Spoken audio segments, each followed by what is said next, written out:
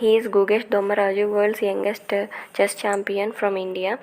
ఇంత చిన్న వయసులో ఇంత పెద్ద విజయం సాధించడం అనేది మామూలు విషయం కాదు.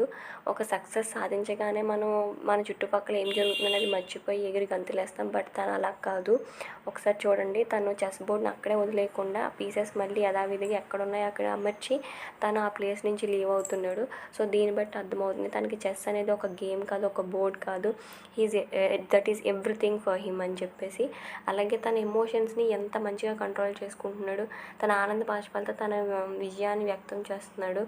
అలాగే ఇలాంటి వయసులో ఏం చేయాలో తెలియక డైలమాలో ఉంటున్న ప్రజెంట్ యూత్ మొబైల్కి బాగా ఎఫెక్ట్ అయ్యి ఏం చేస్తున్నారో కూడా వాళ్ళకి అర్థం కావట్లేదు. ఇలాంటి టైంలో తను ఇంత బాగా ఆడి మన ఇండియాకి మంచి పేరు తీసుకొచ్చాడంటే దీనికి అంతటికీ కారణం వాళ్ళ పేరెంట్స్ గైడెన్స్ అండ్ వాళ్ళ పేరెంట్స్ నేర్పించినటువంటి సంస్కారం ఇక్కడ కనిపిస్తుంది. I'm so proud of